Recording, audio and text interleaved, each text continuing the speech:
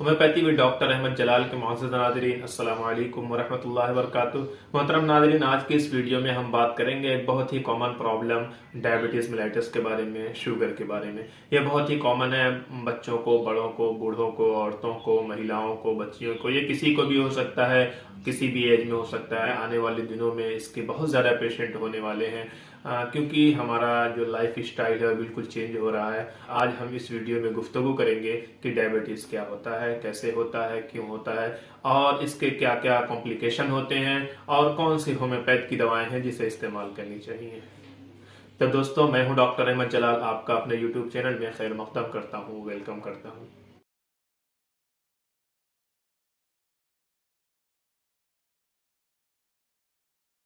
Diabetes जिसे medical term में जिसके मीनिंग है एक्सेस फॉर्मेशन ऑफ यूरिन, और मिलाइटस का मतलब होता है सुरटिस्ट, यानी जब हमारी बॉडी में ग्लूकोज का लेवल बढ़ जाता है तो जो पेशाब बहुत ज्यादा होने लगता है और उसमें ग्लूकोज भी पाया जाता है।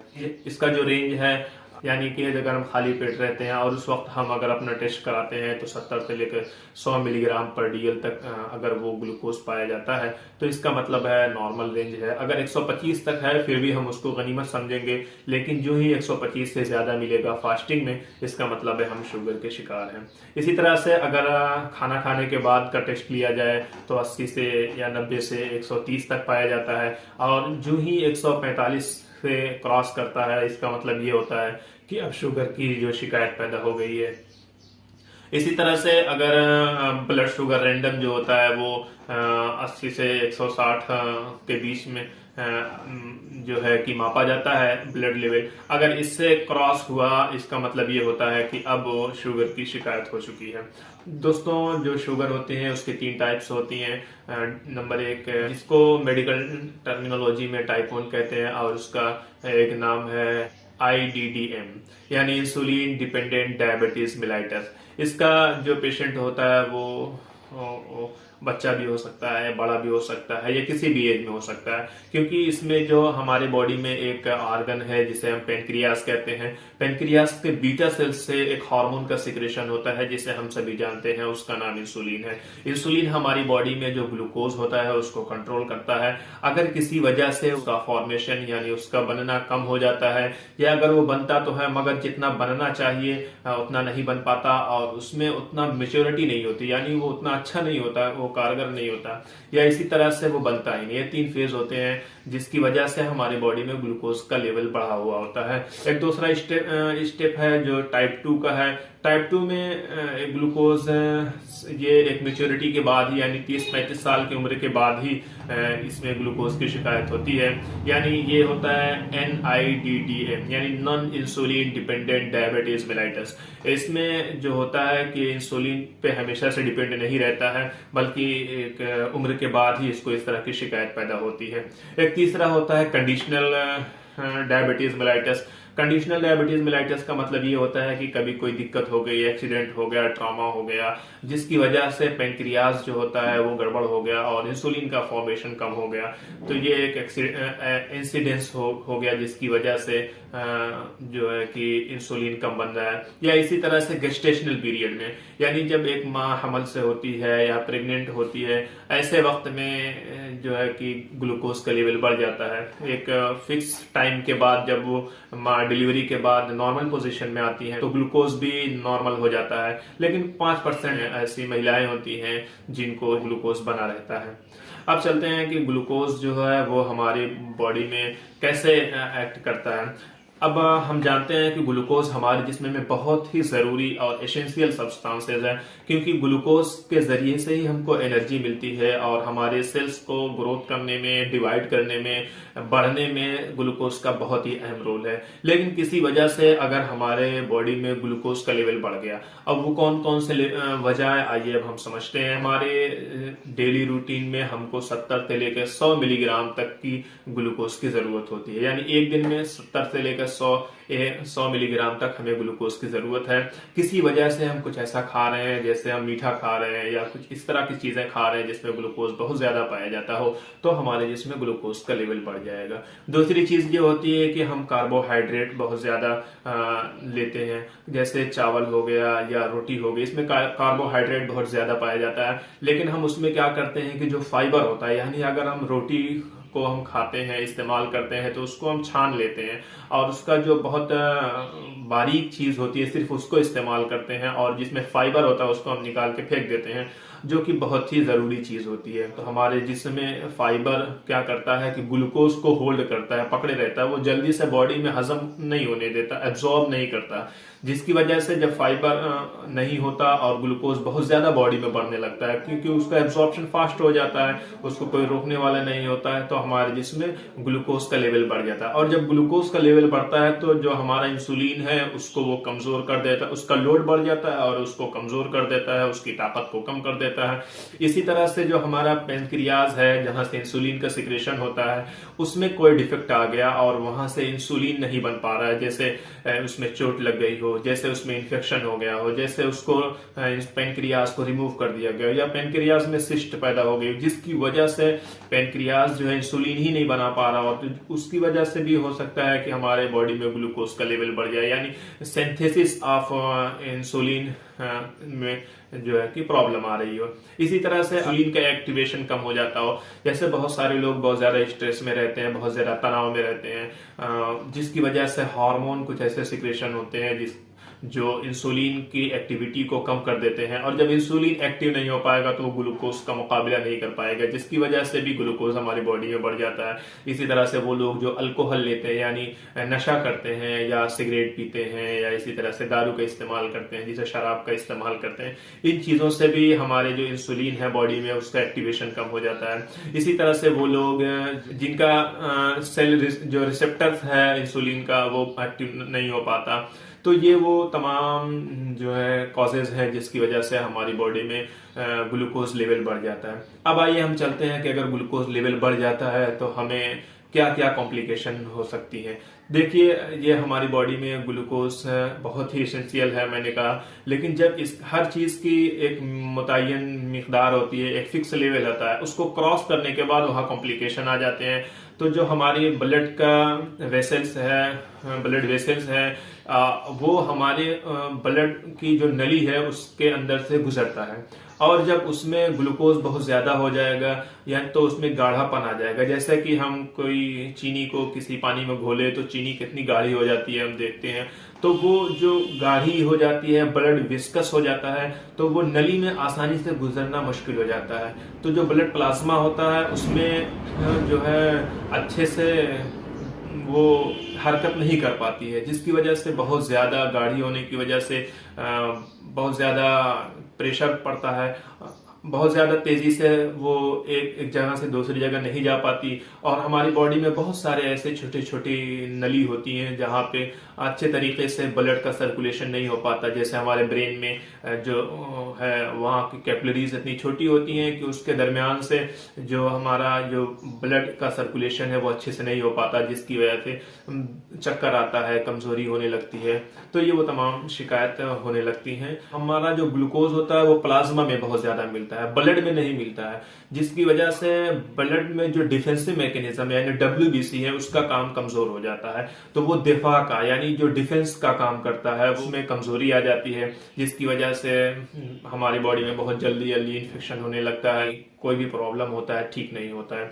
इसी तरह से एक और तीसरा कॉज होता है ब्लड प्रेशर, जो है कि हमेशा के लिए होने लगता है। क्यों?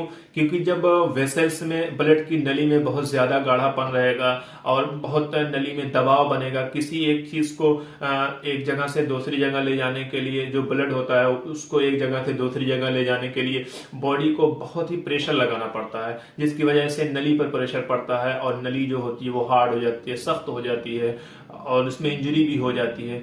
जिसकी वजह से हमेशा के लिए ब्लड प्रेशर का जो है कि शिकायत हो जाता है। ग्लूकोज बहुत ज्यादा प्लाज्मा में होता है, जो हमारी बॉडी का सेल होता है, जो बहुत जरूरी होता है। हमारे सेल जब डिवीजन होते हैं, नए सेल बनते हैं, तो पुराने डेड होते हैं, मरते हैं, तो नए सेल उसकी जगह पे ले लेते हैं, तो हम हमेशा जो है कि एक्टिव रहते हैं।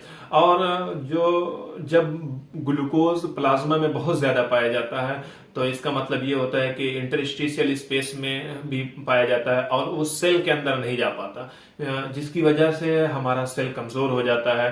और ये तमाम जो है कि उसका मैकेनिज्म होता है। ब्लड में अगर ग्लूकोज ज्यादा हो जाता है तो दिक्कत होती है। अब आइए हम जानते हैं क्या क्या कॉम्प्लिकेशन होते हैं। इसकी अलामत में सबसे पहले ये कि बहुत ज्यादा पेशाब होगा, एक्सेस यूरिन का फॉर्मेशन होगा। जब बहुत ज्यादा यूरिन का फॉर्मेशन होगा, यानी बहुत ज्यादा जब पेशाब होगी, तो बहुत ज्यादा प्यास भी लगेगी।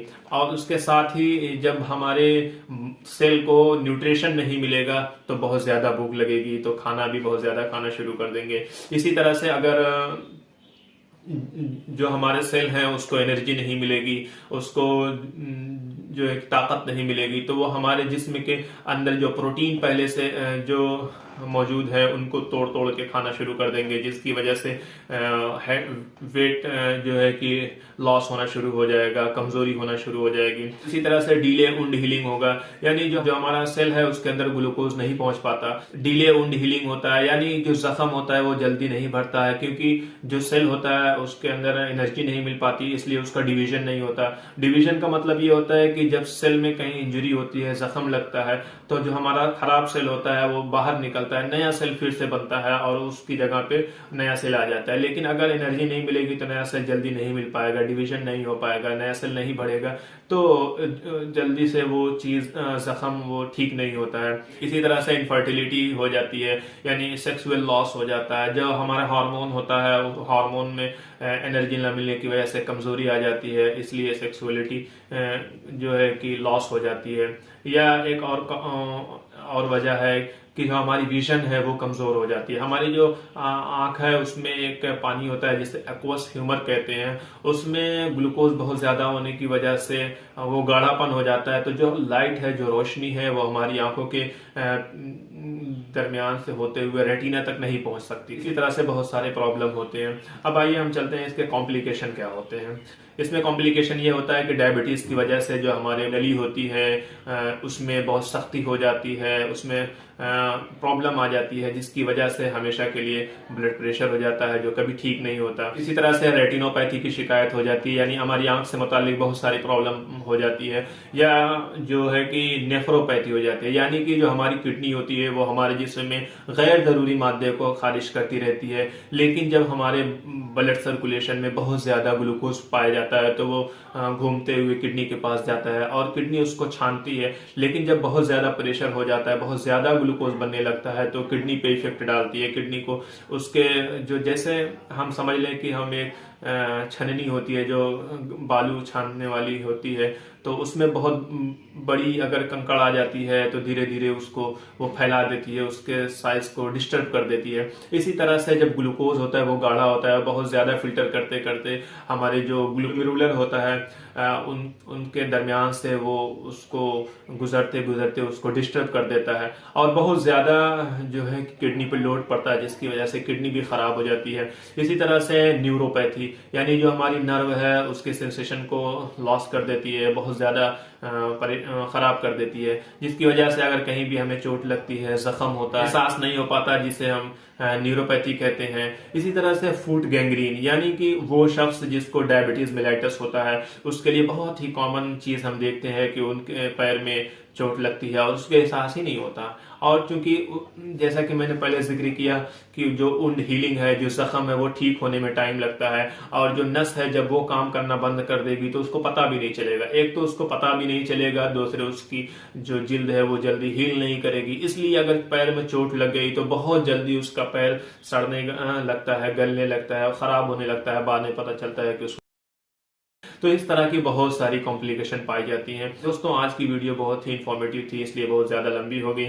आपसे एक बहुत ही अदब से गुजारिश है कि हमारे चैनल को सब्सक्राइब कर दें, लाइक कर दें, कमेंट कर दें। आपको ये वीडियो पसंद आ रही है तो अपने जानने वालों तक जरूर शेयर करेंगे। अब आइए हम चलते हैं कि अगर हम में से किसी को डायबिटीज की शिकायत है तो वो किस तरह से उसको मैनेजमेंट करें। देखिए, सबसे पहले हम एक्सरसाइज बहुत ज्यादा करें, क्योंकि ग्लूकोज हमारे बॉडी में इसलिए ज्यादा होता है कि हम जो दिन भर की एक्टिविटी करते हैं उसमें ग्लूकोज बहुत ही अहम रोल अदा करता है। वो न्यूट्रिशन प्रोवाइड करता है, और अगर हमारे बॉडी में ग्लूकोज ज्यादा हो जाता है, इसका मतलब है हम उसको बहुत अच्छे से एक्सरसाइज करें ताकि हमारी बॉडी में जो एक्सेस ग्लूकोज है उसको यूज किया जा सके। इसी तरह से हम अपने खाने को जो है मेंटेन करें, यानी सबसे पहले हम ग्लूकोज का इस्तेमाल ही कम करें, और अगर हम कुछ खाएं तो इस तरह की चीज खाएं जिसमें फाइबर डाइट ज्यादा होती है, जो कि ग्लूकोज को कंट्रोल करने में मुआविन होती है। इसी तरह से फिर हम दवाओं का इस्तेमाल करें। तो दोस्तों, अब हम चलते हैं कि होम्योपैथ की कौन सी दवाएं हैं जिसे इस्तेमाल करनी चाहिए। जहां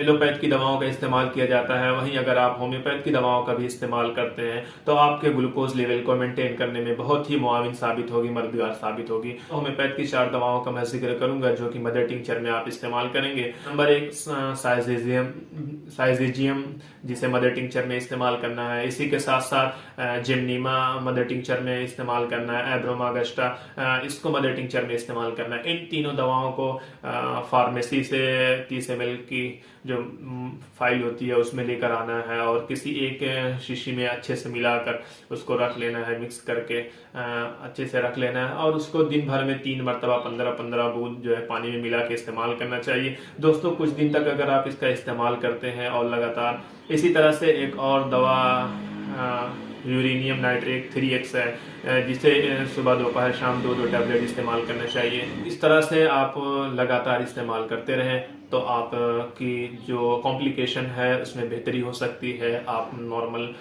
लाइफ की तरफ बढ़ सकते हैं। बहुत ही अदब से गुजारिश है कि जब भी आप कभी कोई दवा का इस्तेमाल करें, किसी डॉक्टर से ज़रूर मशवरा कर लें। आज की इस वीडियो को यहीं पर ख़त्म करते हैं। जब तक अपना बहुत सारा ख्याल रखेंगे, फिर मिलेंगे एक दूसरी वीडियो के साथ। वास्सलाम।